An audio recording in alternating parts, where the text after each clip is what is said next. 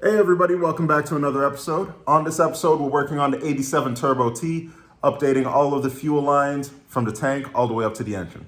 Let's get it. Unfortunately, we had an issue where fuel was leaking out from here. We replaced it, and then fuel started to leak further up. And at that point, I was like, you know what? Let's not put Band-Aids on the car any longer. Let's go ahead and replace the fuel system. We've done the hard work, which is dropping the tank and all of that. Let's finish it all the way and get everything up from the tank to the engine replaced. So what we're gonna do is we're gonna drop the tank one more time, get that out and down, and then we can start to fit up our own 6 and 8 AN lines. We got several items from Amazon to get all of the fuel system replaced. We're going with 6 AN for the return, 8 AN for the feed line, multiple adapters to make the quick connects work at the pump, adapters at the fuel rail to make those fit, and everything in between with a new filter and such. So we're using Evil Energy's fuel line systems, and as far as quality goes, I'm pretty impressed with theirs. You don't have to pay a lot for high quality items, and judging off of the reviews that are in the high 4 stars, I'm feeling confident that putting them on my car is going to result in a solid fuel system.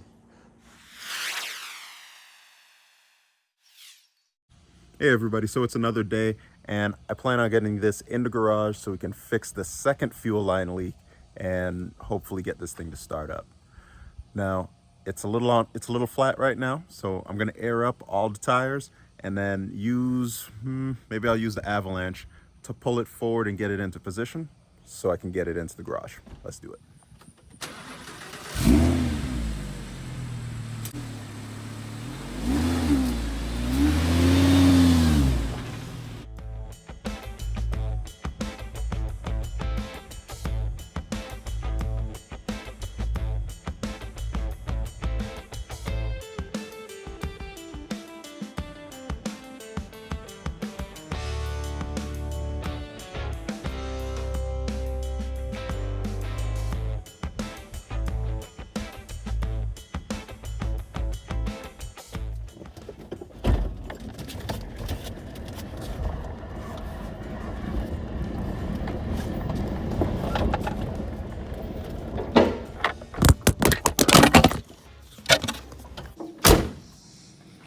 Okay, a little sketchy, very sketchy.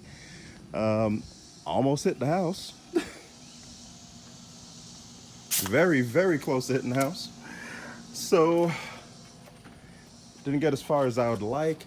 Partially it's because I couldn't put air in this tire, but let's see, I'm gonna back it up a little bit, try to get it lined up as much as possible, and we'll see what's in store.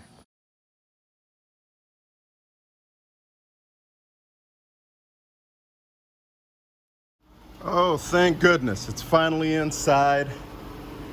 And I can work on it after it cools down in the garage because I'm hot, it's hot, it's a whole thing. So you're able to get it lined up.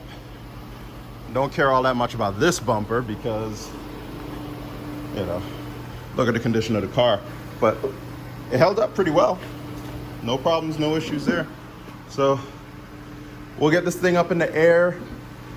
We'll take a look underneath it, see where that fuel leak is coming from, and see how we can fix it. All right, so it took a lot of work, but we finally got the car into the garage, and now we can lift it up and get this line taken care of once and for all.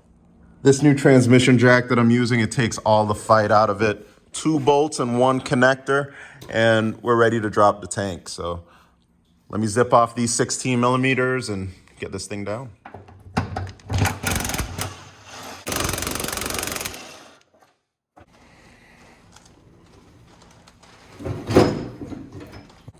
All right, so I got the fuel tank off. I got the makeshift line replacement that I was working on out of here. So we're working with a virgin car at this point.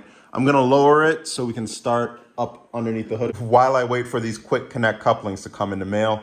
They should be coming this evening, so we can get some work done ahead of time. All right, so we're underneath the hood and I need to remove some intake piping to get at the fuel lines. What I'm looking at getting at is right underneath the fuel pressure regulator and right on this side behind the turbo at the fuel supply line. Once I get up there, I can make sure all of my fittings work and route the piping downward. And once we get to a point where it's safe and away from all the moving parts, then we can plumb our way back and get back to the fuel pump, and hopefully we'll just be waiting on parts by then. To start off, I'll remove the couplers and the pipe on the charge side and from the intake side. All right, let me bring you in closer. We got broken tabs on multiple connectors, IAC, TPS, fan control. Somebody tapped in here as well. Maybe they're trying to control it with a switch. Got errant wiring going over here that's also kind of just doctored together. You can see that. And here's the line that we're really after. This is the supply line that we need to remove. The easiest way to go about this is just to unscrew the regulator and then lift up on it. That way you can hold it still while you unscrew the line. I want to keep the lines in place in case somebody wants to go back to stock, but I don't see that happening. And then we can get at the point where this one, the fuel supply line, it's a lot more readily accessible. All right, so let's start off with this fuel pressure regulator. There is a vacuum line right up top. Just pop that out of the way, and then there are two 10mm bolts on each side, then followed by a 15mm line wrench that you need for the bottom. Taking a look at this O-ring, it has seen better days. We're gonna get that out of here.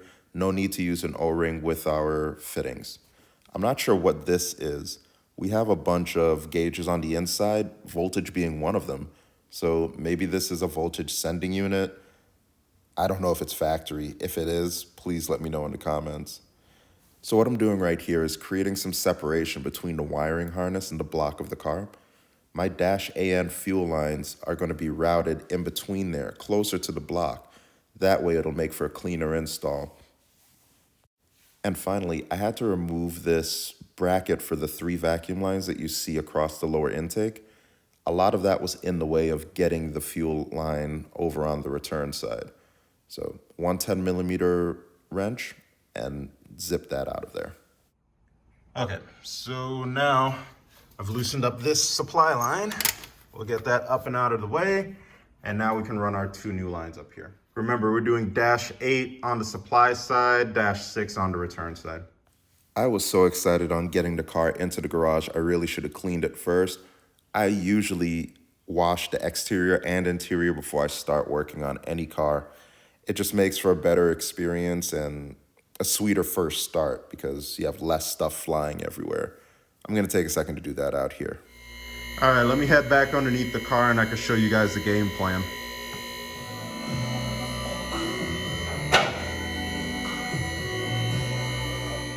Okay, so we're underneath the car right now in front of the cross member. We're looking up at the engine.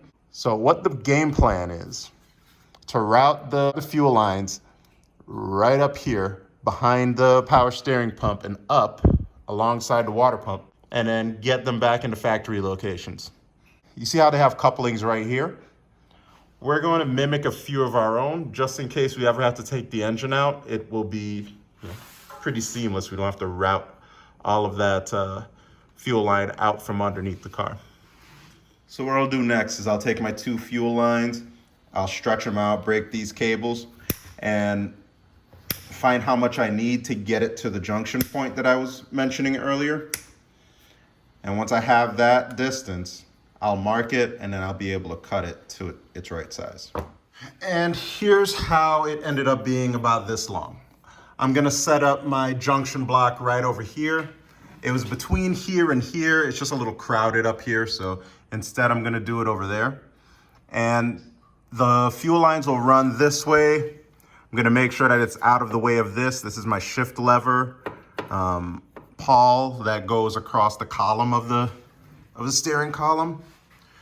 It's gonna hug the frame right here, go underneath the oil pan.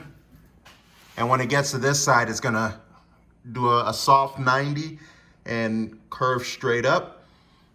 And then, of course, the smaller line will go toward the right to the return. The larger line will go up and then over underneath the throttle body, over to the supply side and the fuel rail, and that'll be it. In order to get that to work, this is a little bit longer than what I need, but it'll work out fine. Now that I know the correct length that I need, I can pull this down and make my ends. I'm only gonna make this end right now because I rather run it back through here without the fuel head on it and then mar it up on the way up, and it'll look a lot better if I only do one side and then route it the correct way. So either I'll make this side or I'll make the other side. It'll be a game time decision, but let's pull it down. All right, so let me show you what you need to do to be able to cut your PTFE line.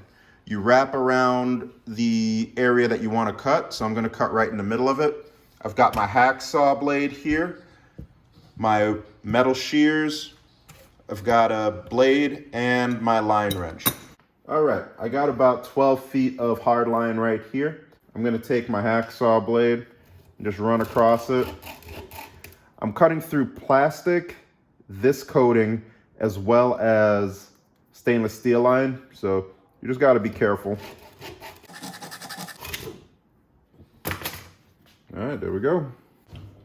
What I'll do is I'll pinch it with the pliers for it to get its shape back.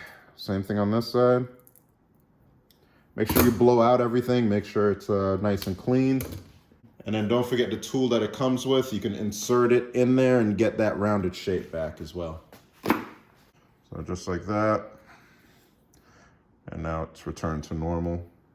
I'll clean up the edges and then we'll go for the next step. All right, so the next step is attaching your fitting. And there's gonna be a few components to this, but first off, we need to make sure that there's no braided line or stainless steel line touching the plastic pieces. So I just go in with a little pick tool or a small screwdriver and just create some separation all the way around it. This will make a lot more sense in our next step. So once you create some distance here, okay. So at that point, I'm left with this, and I'm going with a straight fitting connection. So let me unscrew this. All right. And then there's a ferrule inside here. If you've ever messed around with compression fittings, you know what's about to happen next. I'm going to insert this on top of the plastic piece, but you got to do it like that. There's a shelf that's kind of on the inside of this that it has to sit flush on top of the plastic. So if you're looking for an example of it, take a look at this diagram right here. So that's the ferrule in purple, and it's gonna sit on top of the plastic piece, but you gotta move all of the braiding around out of the way. So remember, we've created that separation in the previous step. Everything looks nice and clean. We'll go ahead and pop it on.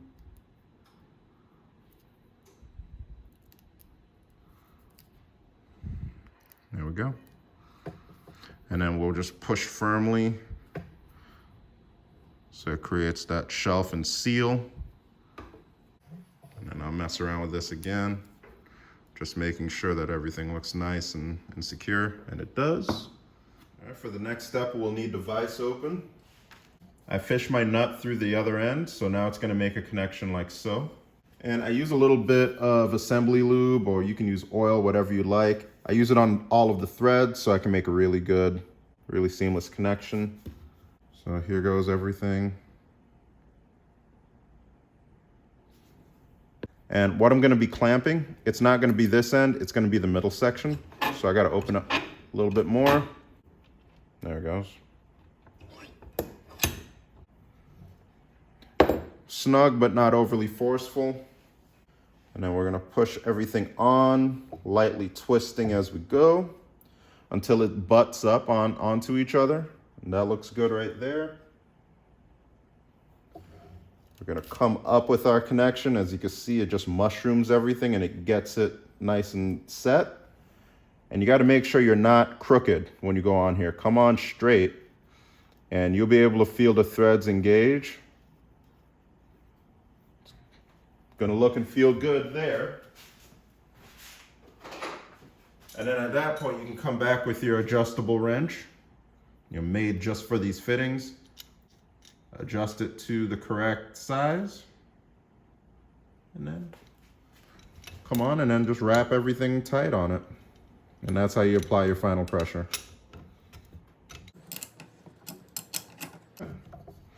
And then when it butts up, you're pretty much done.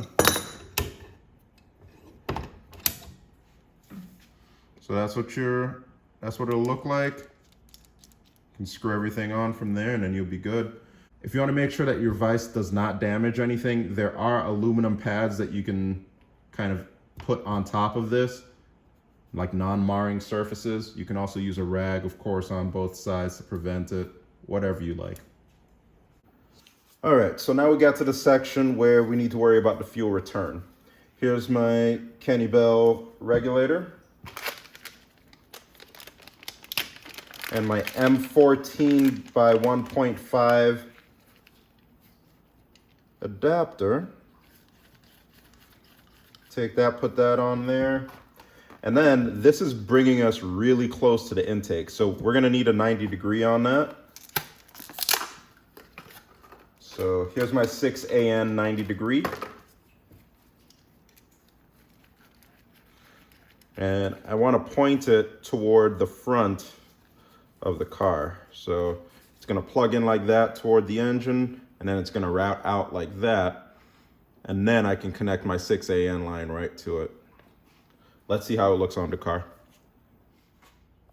On this side of things, I'm going to insert this 45 degree connector. It's going to be perfect for what I need. It's going to scoop in right underneath and connect to the regulator right at that 90 that I mentioned. And then over on the supply side, this connector is pretty straight, so no need to angle this one. All right, and here it is, all reinstalled. And what I did was I put the 45 on there and I got a wide radius right here. You don't want to do anything like straight 90 or anything a little bit more angled than that, otherwise you risk kinking it. And then if your return is kinked, then you're gonna get too much fuel pressure to your rail. You're gonna end up with high BLMs and washed out cylinders because fuel has nowhere to go but into your cylinders. So now we can get this other one installed and we'll be all set. And now the supply line is on, out with the old and in with the new. Everything looks really nice and tight and routed. And now we can get the vacuum line system back on the front end and get everything buttoned back up underneath the hood. We'll go back underneath the car and do the rest of the connections now. All right, now that we're under the car, I can show you some of my management skills here. I've gotten the fuel lines run down. I got them zip tied, not only to themselves, but also to another line here. It's really important that you zip tie things maybe a foot or less apart so you can make sure things just don't go anywhere. And I've got it routed right here in between the cross member and the oil pan. It's not going anywhere. And then it wraps right around the frame, zip tied to some lines here, more lines here, keeping it, I'd say, about 4 or 5 inches away from the hot exhaust. It's routed behind the shifter section, behind the proportion valve, and down here. And then I've zip tied it to itself and to some lines as well coming across here.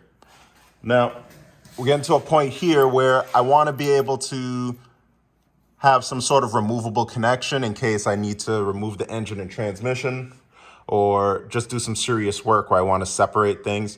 And the stock location for separating is on the other side of that cross member, but it was a little crowded there. It's a little crowded up here with the exhaust and then crowded here with the brakes. So I just routed everything back here, but it's super easy to get things back out, up and out in case I need to have these lines dangle down right by the engine. And of course, we could still separate them by the fuel rail.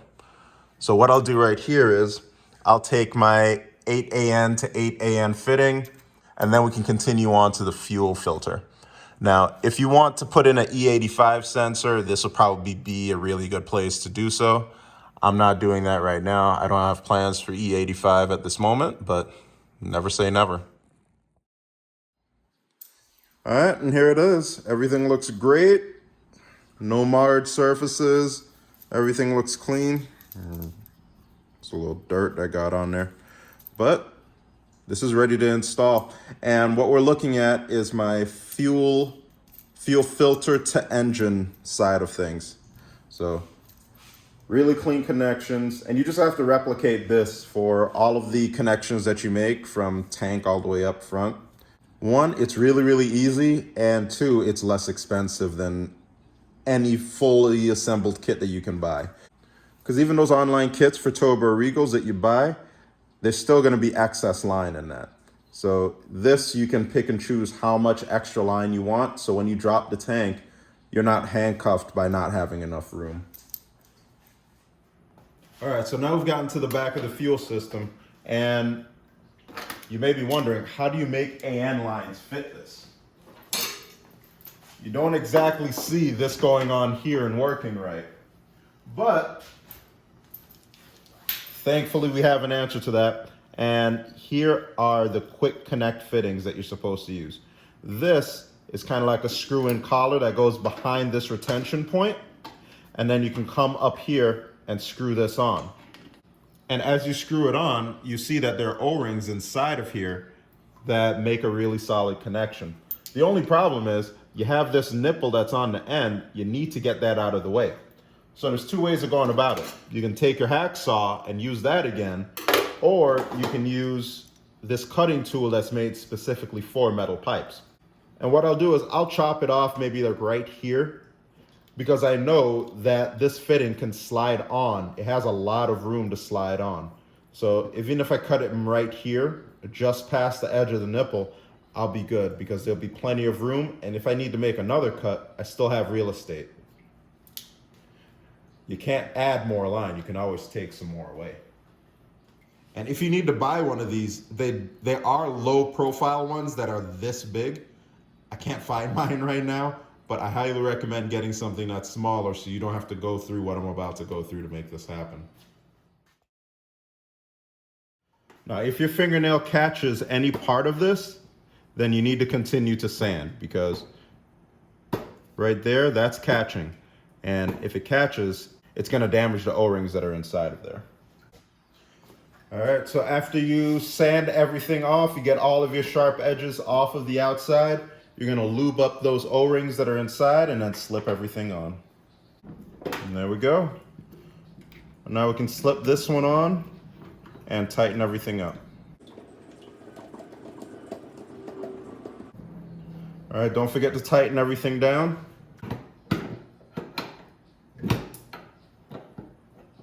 One down, one more to go. On this center one, we're gonna continue running the rubber hose on that, so no need to put an AN on that. We only have to worry about this side. All right, and here's how it looks with the second connector installed. No worries, no issues here. I'm looking forward to getting this all up in the car, but I'll be sure to bench test it before we go on any test drives. All right, and just in case you're curious to see how much I had to take off, here you go. That's in relation to a dime right there, so not a lot has to come off. All right, so the final step of getting everything together is mounting this fuel filter. I don't really like the factory unit, so I went over budget and got this. So this is made specifically for the 60mm fuel filter, and I can just bolt it in place of the old one. I may have to drill a couple of new holes for the top and bottom mount, but we'll get it in here and it'll look 10 times better than what we're replacing. All right, so I got my couplers in the mail and now they're installed. I've gotten my fuel filter installed. The return line goes straight up here. And then I take it back over the hump of the suspension. I take it back over the hump of the suspension. It comes back around here with the remaining fuel lines and then down. Now I've got my tank down here. As promised, I'm gonna mock it up. I'm gonna apply pressure, check for leaks, make sure everything is good before the tank goes all the way back up. I brought out my power probe. So what I'll do is I'll take this electrical connector right here and apply power and ground. Should be good. Okay, let's see what we got.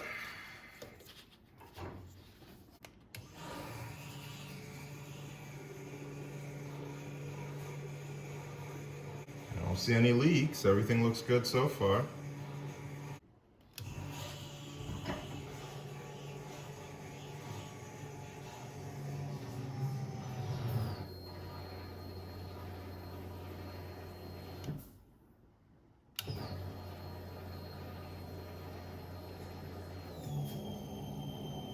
There it is. That's what I'm looking for. So fuel has completed around the circuit. I'm feeling fuel come back down through the return line. And sounds like I got a leak.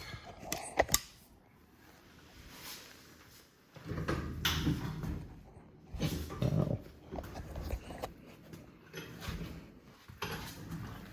Right here's fresh fuel. Looks like it's coming from the fuel regulator side of things. So I got to make sure all my connections are tied up there. But this is a really good sign. Looks like everything along this path is good. So what I'll do is I'll button up the fuel tank, get everything back together, and that way I can let the car down and assess what's going on underneath the hood. All right, I found the source of the leak, and thankfully it was not coming from any of my AN lines. It was coming from my fuel pressure gauge. So I can just tighten that up and we should be good to start it up. Okay, moment of truth. Do we have fuel pressure and no leaks? Let's see.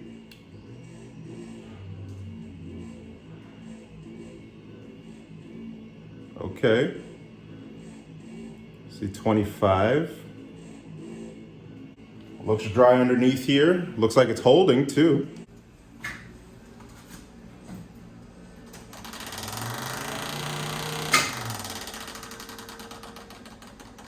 All right, so that's another successful video. I ran new AN fuel lines front to back, and we're getting 30 pounds of pressure with no leaks. Now, this is something that you can use for fuel, for transmission, for air-to-water intercoolers. So use this tutorial in any manner that you want to run AN lines front to back of your car. And on the next episode, we'll dive into how come the car isn't starting. I think there's some electrical problems and some spark issues that we need to nail down, but more on that to come. Let me know what you think in the comments. Like, share, subscribe. Talk to you in the next one.